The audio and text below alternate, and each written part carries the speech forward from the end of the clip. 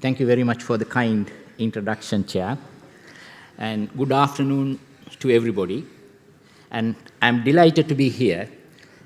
And special thanks to Gihan, the President, and Secretary Chamara, and the College Council, giving me this opportunity. Actually, this is the best time to listen to a talk after a fantastic Congress annual dinner yesterday, which went till 1 a.m., and now postprandial, nice rice and curries, if you have ADHD. So the topic, you can see, I am going to do a brief overview, and one of my colleagues, who is a national recognized consultant, Dr. Mason, will talk about his part after my presentation. So why I am presenting this? Because you all know it is several debates about adult ADHD. There were no issues about child ADHD. Any child psychiatrist 100% say, yes, that exists. But when it comes to the adult ADHD, if you ask from an adult psychiatrist, I'm not surprised the audience become 50-50. Actually, if you ask from me 6-7 years ago, which side I am belongs to, I think probably I would be in opposition. But last few years, it made me to shift my own clinical practice to say, yes, that exists.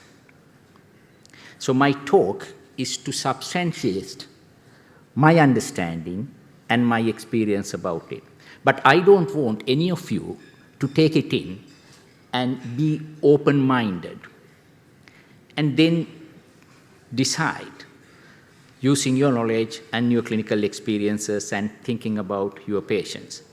What happened to me was, when I was an inpatient consultant, there was a patient, who's a 27-year-old young lady, a psychology student, who came to me with 3 diagnoses: bipolar affective disorder, emotionally unstable personality disorder, and drug misuse, and schizoaffective disorder as well. So I thought this is a bipolar affective disorder, because she had depressive episode. She had a massive manic episode. She used illicit drugs, primarily cocaine. And she has lots of reckless behaviors. Bought a car, a very expensive car, and then got caught high speeding. And also having sex with strange people, never know who she slept with next day morning. I thought this is a classic manic episode, and also having a depressive episode. Actually, at that time, some of the Sri Lankan trainees were with me, who are consultants now. And then I started treating for bipolar affective disorder, this difficult woman.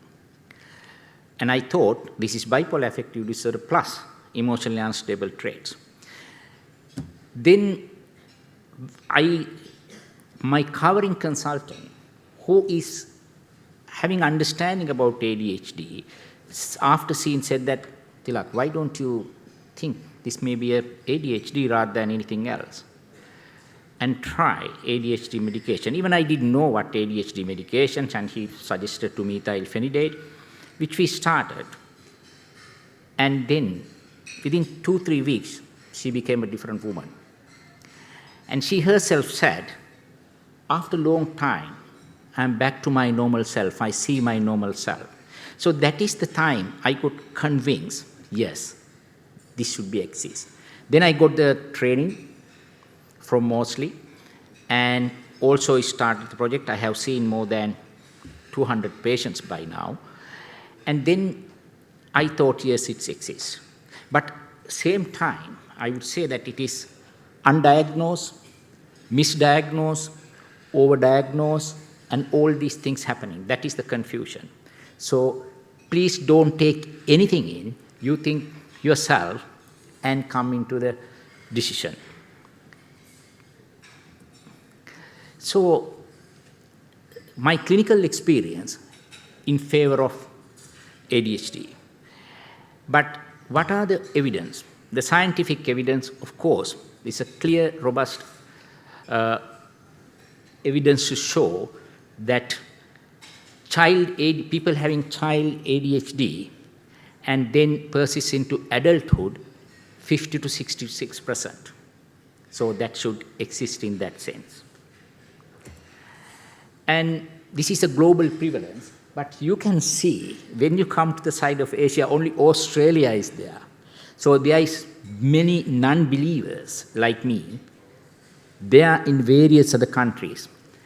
Europe and America and North America and those areas, they are interested about the ADHD, has done researches. But you can't see anything in India, Sri Lanka, or Russia, all these places in that area, except Australia. But world understanding is adult ADHD exists, and its prevalence is 3.4%, and it varies from 1.2 to 7.3%. And also they found it is more common in males than in females, 1.6 to 1. And in our diagnosis, DSM-5, ICD, ICD-10, even ICD-11, they recognize adult ADHD as a condition. I don't want to go into the details of the slide because I would rather like we to have a debate and discussion, and also I would like you to listen to international, the UK, the nationally recognized speaker, Dr. Peter Mason. So clinical presentation, this is an important slide because when you read this, there are psychological indicators and behavioral indicators are very much similar to your bipolar affective disorder patients and your EUPD patients and your patients who are chronically using illicit drugs, mainly cocaine. Psychological chronic low self-esteem, frustration and feelings of failure, and not living up to one's potential. That is the main thing. We come across people, they are having the capability, they have the intelligence, they have all these things, but they are not performing well. Either they are in the exam, or in their employment, or in their promotion. And also feeling easily overwhelmed with the new situations, like new job, having children, or passing exam, or any of these things.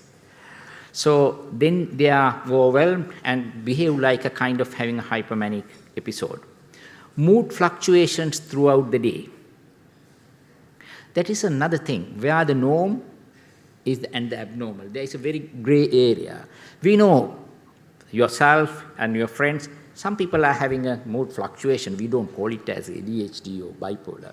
So it is another gray area, which is normal mood fluctuation and what is abnormal. Actually, when you go to the different countries, if you go to Jamaica, you will see that all are hypomanic. And there are some part of the world, say, I have been to, say, Pakistan. If you go there, you see these people are very distressed and depressed all the time. So that is the difference. It has a big cultural kind of variation. And recurrent depressive presentations that are unresponsive to treatment, that is a crucial word. My patient I described, she was prescribed all sorts of medications, antipsychotics, mood stabilizers, antidepressants, benzodiazepines, everything was given. I'm not exaggerating, but you still keep on admitting and having the behavior. So this depression, people can misdiagnose it as a bipolar affective again as they get the depressive episode. But it is not easy to differentiate. And difficulty getting to sleep, and may complain that they can't switch off. They're always on the go. And Behavioral and lifestyle indicators. This might remind yourself sometimes. I actually, one point I thought, oh, I have ADHD. Disorganized, lack of forward planning, and bit messy when you go to your bedroom or your study room or where it is bit messy, can't keep tidy. And forgetful, miss your appointments, lost things, and being late. And chronic procrastination, because inefficient. They try hard. Sometimes they work hard, but you cannot achieve the goal that you wanted. Poor time management, many of us having to some extent, and start things but get easily distracted. They start a lot of things, this project, that the thing, but they won't complete it, and they easily distracted from that and get into another one.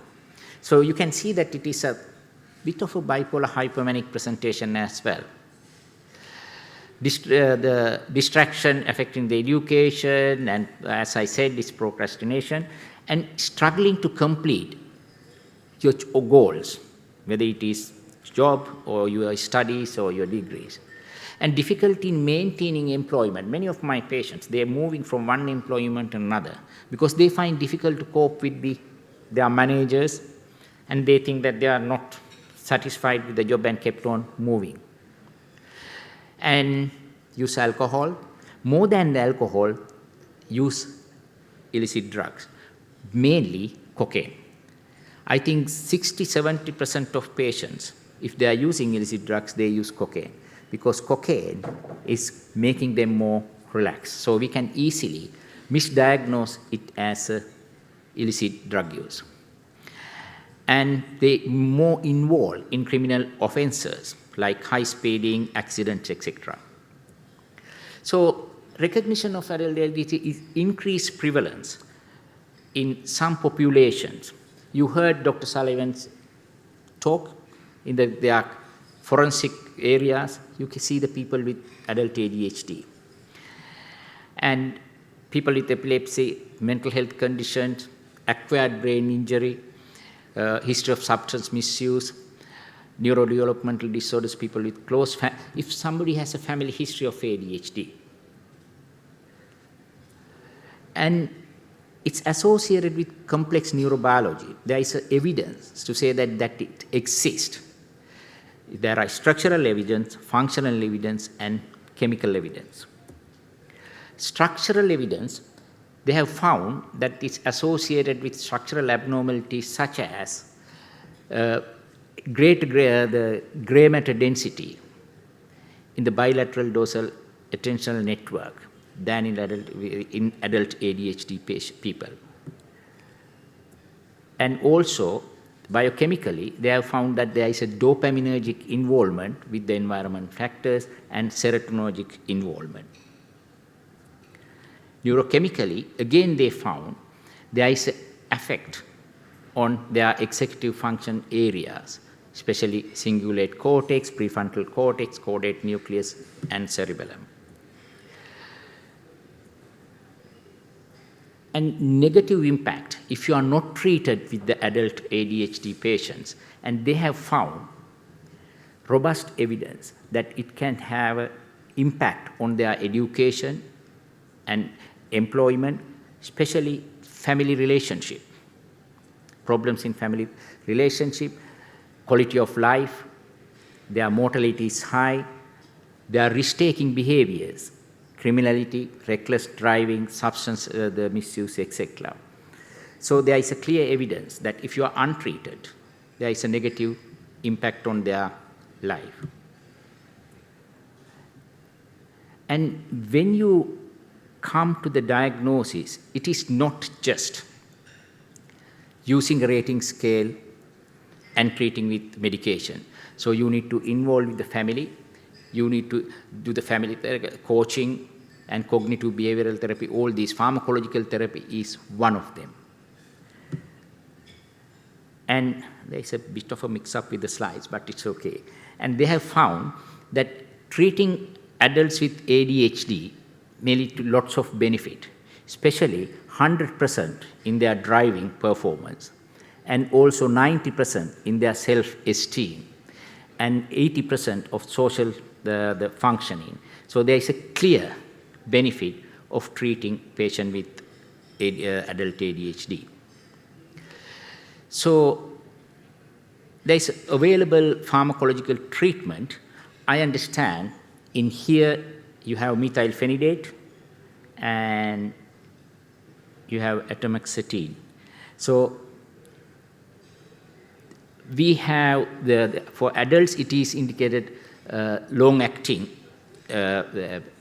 amphetamines, at least dexamphetamine, and also even though it says that it is not licensed, still methylphenidate short-acting is used, but usually what is licensed is methylphenidate long-acting. We use Ritalin XL and Medicanet XL primarily. So actually my 2 slides are missing, and when I was sitting in the audience, I was just Googled adult ADHD in Sri Lanka, and I found there's a very 2 nice comments. There are several comments. One is an article published by child psychiatrist Perravich, child psychiatrist who had Hemamali Perra, isn't it? And that it says they have done a study with the parents who are the children who are suffering from child ADHD, and they found there is a significant findings of these adults, parents are having adult ADHD. But in their final summary they said, but unfortunately they cannot treat. They haven't been treated because of the controversy of the diagnosis and treatment. That is one. And the second thing is somebody is making a comment saying that I think I have ADHD, but I went to a psychiatrist and psychiatrist said, no, half of the population having your symptoms and go away. And he was saying that, do you know anybody who has understanding about adult ADHD? So you can see there is a public controversy and professional controversy. And there is I think this is the first presentation I said this is not the amended, but that's okay. And then I have another slide. How do you do the screening?